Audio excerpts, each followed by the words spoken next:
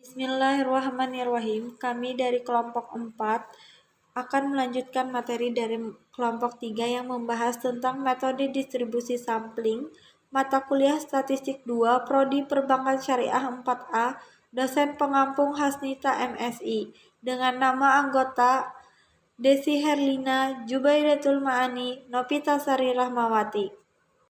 Stratif random sampling. Sampel acak terstruktur. Penarikan sampel acak terstruktur dilakukan dengan membagi anggota populasi dalam beberapa subkelompok yang disebut setara. Lalu suatu sampel dipilih dari masing-masing stratum. Proses stratifikasi dari populasi yang tidak berstrata menjadi populasi terstrata dengan cara kita buat kelompok, lalu kita pisah antara populasi tidak berstrata. Dicontoh, terbagi menjadi 3 bagian, yakni populasi bulat, segitiga, dan kotak. Selanjutnya, mengenai proses stratifikasi. Tadi setelah kita kelompokkan, maka dapat kita hitung kembali dengan jika diminta sampel sebanyak 10 buah, maka berapa sampel yang diambil dari tiap kelompok. Penyelesaiannya kita akan membuat dulu untuk lebih mudah, yakni kolom ada 5 kolom. Yang pertama stratum, kelompok, jumlah anggota, presentasi, jumlah sampel per stratum. Yang pertama stratum, kelompok bulat dengan jumlah anggota 5, presentasinya dengan cara menghitung 5 dikali 100 dibagi jumlah anggota 24, maka ketemu hasil 21%. Lalu untuk jumlah per stratumnya adalah dari 21%, maka kita akan rubah menjadi desimal, maka akan menemukan 0,21. Selanjutnya dari 0,21 dikali sampel yang diminta 10 dengan hasil 2,1, namun kita akan bulatkan menjadi 2. Lalu yang kedua, stratum 2 kelompok segitiga dengan jumlah anggota 7, yang mana hitungannya sama, 7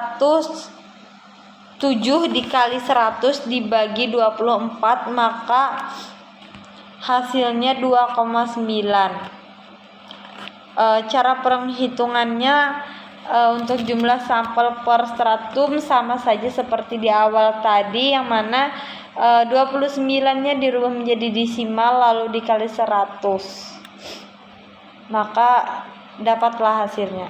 Ketiga, yakni stratum 3 kelompok kotak, jumlah anggota 12, presentasinya 50, jumlah sampel per stratumnya ada 5. 10 di bawah tersebut merupakan jumlah sampel yang diminta. Berikutnya, cluster sampling. Penarikan cluster sampling adalah teknik memilih sampel dari kelompok unit yang kecil cluster dari sebuah populasi yang relatif besar dan tersebar luas. Anggota dalam setiap cluster bersifat tidak homogen, berbeda dengan anggota dalam penarikan terstruktur. Anggota cluster mirip dengan anggota populasi, namun dalam jumlah yang lebih kecil. Sampling error. Dalam penarikan kesimpulan indikator, sampel statistik diharapkan mewakili indikator populasi parameter. Namun dikarenakan jumlah sampel hanyalah sebagai dari populasi, maka tidak dapat dihindari perbedaan nilai antara nilai statistik yang parameter. Perbedaan antara nilai statistik sampel dengan nilai parameter dari populasi disebut sampling error. Perbedaan antara sampel cluster dan stratifikasi. Sampel terstruktur tertata rapi dikelompokkan menjadi sesuai kelompoknya, sedangkan sampel cluster dibuat dengan sesuai kebutuhannya. Berikutnya, sampel sistematis. Penarikan dikatakan sampel sistematis apabila setiap unsur atau anggota dalam populasi disusun dengan cara tertentu secara alfabetis dari besar kecil atau sebaliknya, kemudian dipilih titik awal secara acak, lalu setiap anggota K dari populasi dipilih sebagai sampel. Contoh, apabila akan dipilih 5 sampel dari 40 perusahaan, maka memberikan nomor urut misal dari aset terbesar sampai terkecil. Memberikan jarak misal karena populasi 40 dan sampel yang diambil berjumlah 5, maka jarak antara sampel 8. Nomor sampel 1, 9, 17, 25, dan 33. Jarak antara sampel adalah 8. Berikutnya akan dijelaskan oleh teman saya. Selanjutnya adalah sampling error.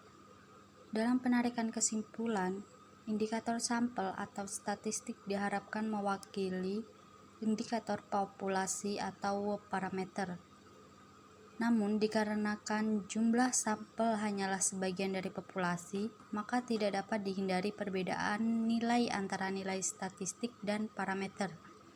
Perbedaan antara nilai statistik sampel dengan nilai parameter dari populasi disebut sampling error. Saya akan melanjutkan penjelasan dari pemateri sebelumnya. Contoh soal, Bank Indonesia ingin melihat kinerja dari 5 bank daerah dengan melihat laba yang diperoleh selama tahun 2015 dengan hanya mengambil sampel sebanyak 2 bank saja. Hitunglah kesalahan sampel yang mungkin terjadi akibat dari proses pengambilan sampel tersebut. Di sini sudah ada tabel dari 5 bank daerah. Yang pertama ada Bank DKI, Bank Jogja, Bank Kalbar, Bank Jabar, dan Bank Sumbar. Dengan laba 73, 50, 64, 61, dan 123. Penyelesaiannya, yang pertama mencari kombinasi 2 sampel yang mungkin diambil. Kombinasi N besar dan N kecil, rumusnya sama dengan N besar faktorial dibagi N kecil faktorial, N besar dikurang N kecil faktorial. N besar ini untuk populasi dan N kecil adalah untuk sampel yang akan kita ambil. Langsung saja kita masukkan angkanya. N besar tadi itu adalah 5, populasinya dibagi dengan 2 faktorial dalam kurung 5 dikurang 2 faktorial sama dengan 10. 5 faktorial ini artinya 5 dikali 4 dikali 3. Bisa juga kalian tambahkan 2 atau 1, tapi saya tidak memakai 2 atau 1 itu. Lalu penyebutnya itu tadi 2 faktorial dalam kurung 5 dikurang 2 itu sama dengan 3, jadi faktorialnya adalah 3 faktorial dan 2 faktorial. Yang samanya itu bisa dicoret, 3 dengan 3 itu bisa dicoret. Lalu 2 dan 4 dibagi 2 itu sama dengan 2. Jadi sisanya 5 dan 2. 5 dikali 2 sama dengan 10. Yang kedua, menghitung rata-rata dari setiap kombinasi yang mungkin dengan lambang X bar. Dan rata-rata dari populasi dengan lambang mu. Yang ketiga, menghitung sampling error dengan rumus X bar dikurang mu. Di sini sudah ada tabel yang sudah terisi semuanya. Nah, untuk pengerjaan yang pertama itu adalah kombinasi. Yang mana kombinasi ini kita hanya mengambil 2 sampel. 2 sampel ini memang sudah dari tugas atau soalnya ya. Dan itu pun tidak boleh sama angkanya. Agar tersusun rapi dan tertata, maka kita ambil dari urutan pertama yaitu Bank DKI ditambah urutan selanjutnya Bank Yogyakarta, Bank Kalbar, Bank Jabar, dan Bank Sumbar sampai dengan selesai. Yang pertama kita ambil 73 ditambah 50, yang mana 73 ini dapat dari Bank DKI dan 50-nya dari Bank Yogyakarta. Begitu juga dengan seterusnya. Selanjutnya jumlah Nah, jumlah ini adalah hasil tambah dari perhitungan kombinasi itu tadi. Lalu rata-rata ini memperolehnya adalah dengan jumlah dibagi 2, yaitu 123 dibagi 2 sama dengan 61,5, begitu juga dengan seterusnya. Yang terakhir adalah sampling error, yang mana cara mencarinya dengan rumus X bar dikurang mu, lalu kita masukkan angkanya 61,5 dikurang 74,2 sama dengan minus 12,7. Oh iya, 74,2 ini diperoleh dari 1484 dibagi 20. Nah, dan 20-nya ini adalah kombinasi dikali sampel yang diambil. Kombinasinya tadi 10 dan sampel yang diambilnya itu tadi 2, jadi 10 dikali 2 sama dengan 20. Nah, 1484 ini tadi dibagi dengan 20, hasilnya adalah 74,2. Perbedaan notasi parameter dan statistik. Yang pertama, besaran rata-rata di parameter disimbolkan dengan mu, sedangkan di statistik dengan X bar. Selanjutnya, varians di parameter dilambangkan dengan sigma kuadrat, di statistik dilambangkan dengan S kuadrat. Simpangan baku parameter dilambangkan dengan sigma, sedangkan di statistik dilambangkan dengan S besar.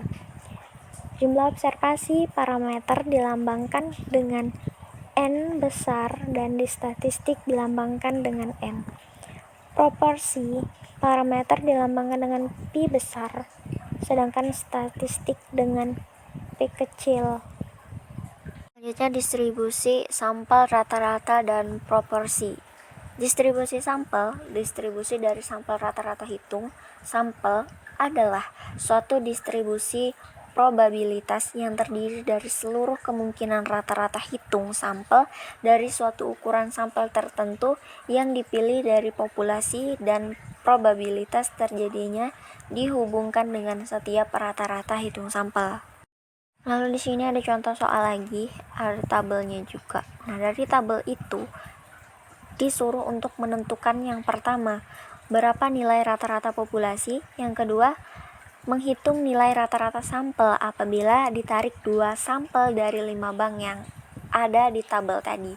Yang ketiga, membuat distribusi sampel dan diagram poligonnya. Dan yang keempat, menghitung standar deviasi, yang mana ini akan dijelaskan oleh Novita. Baik, saya akan melanjutkan penjelasan dari rekan saya, yaitu tadi kan sudah dijelaskan terkait soalnya, jadi langsung saja saya akan menjelaskan penyelesaiannya. Yang pertama itu nilai rata-rata populasi dengan rumus mu sigma X bar dibagi N besar atau jumlah populasi, jumlah seluruh data populasi. Bisa dilihat di sini untuk sigma X-nya itu ada 2, 4, 6, 4, 4. Ini semua dijumlahkan.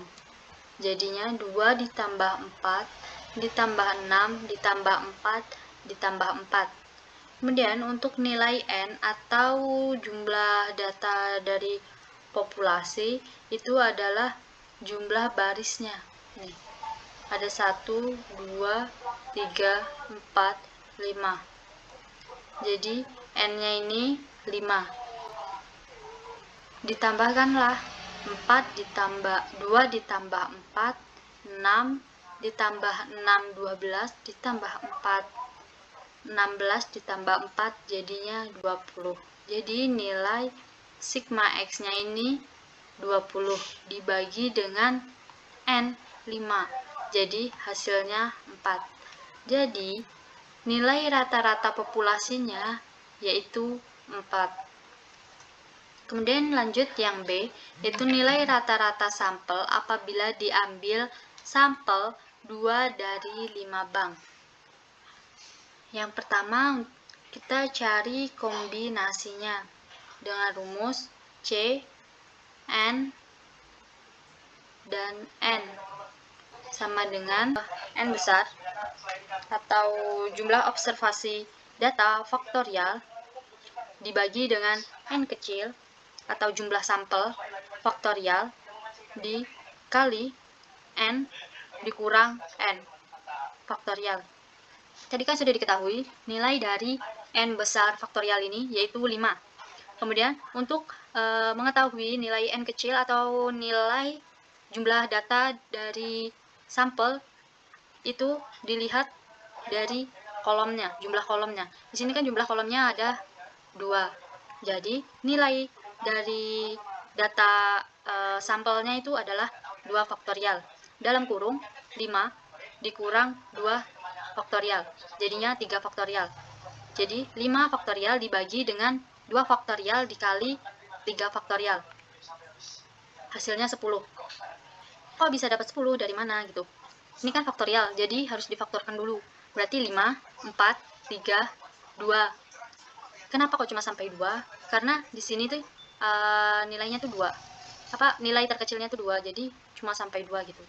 Dibagi 2, faktorial ini kan berarti 2 dan 1. Yang 3 faktorial ini ada 3, 2, 1.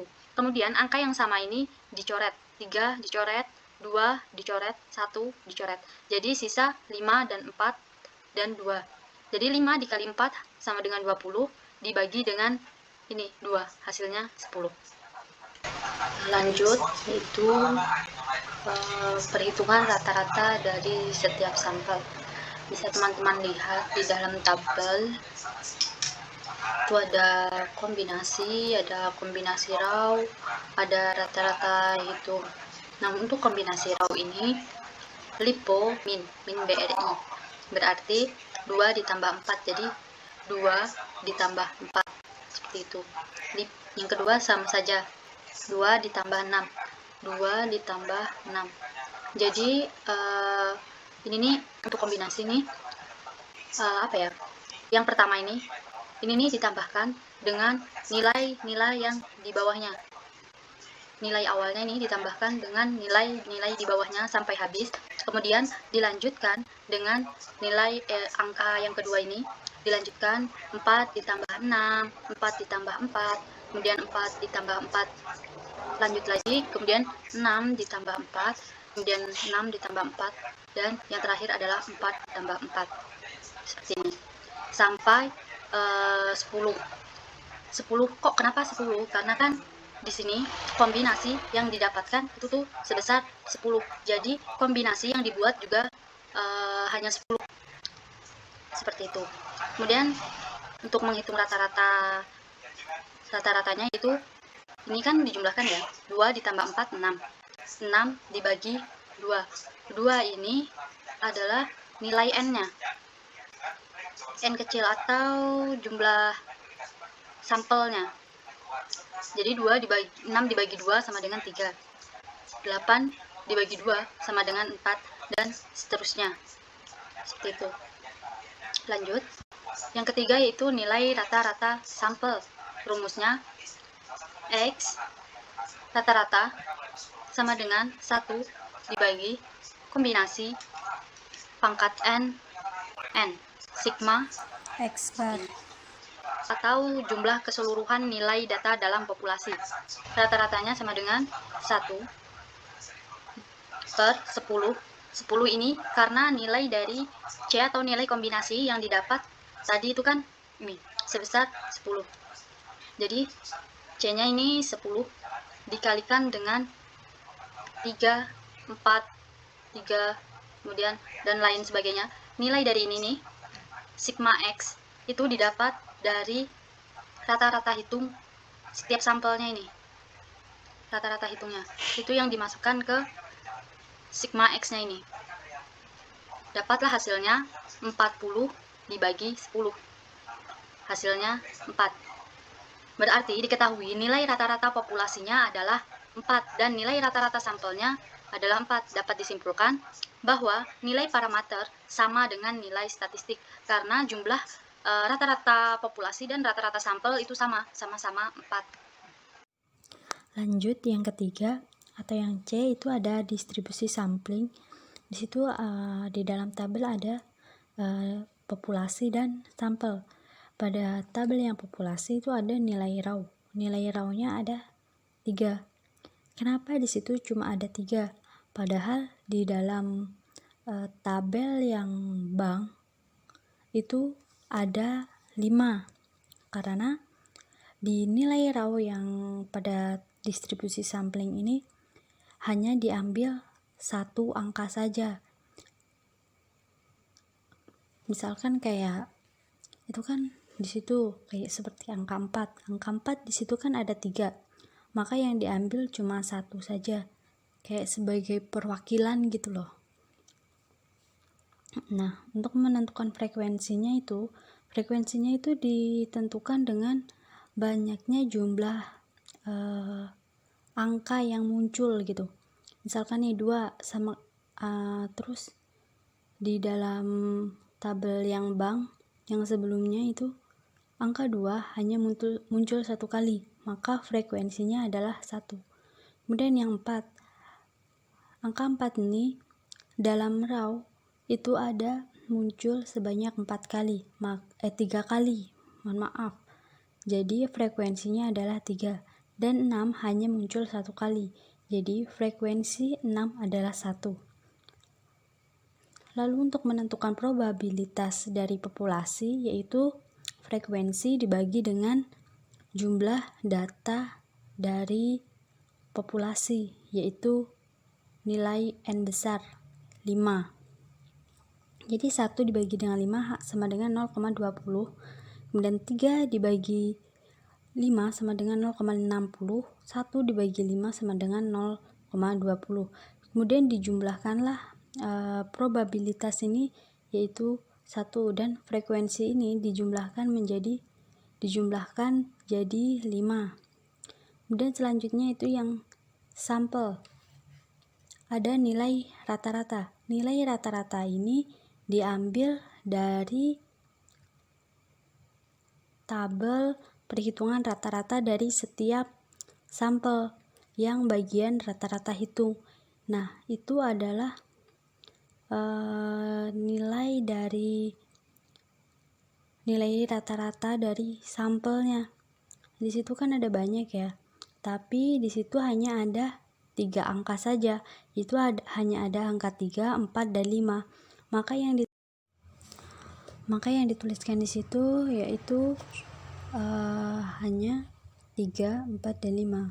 Untuk menentukan frekuensi itu sama dengan menentukan frekuensi pada populasi, yaitu banyaknya jumlah angka yang muncul. Di situ kan ada angka 3 yang muncul itu sebanyak 3, dan 4 yang muncul itu sebanyak 4, dan 5 itu sebanyak 3.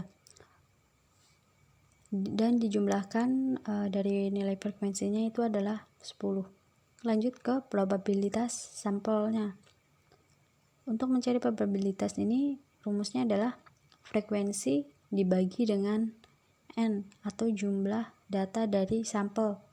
Berarti kan jumlah data dari sampel itu kan 10 ya.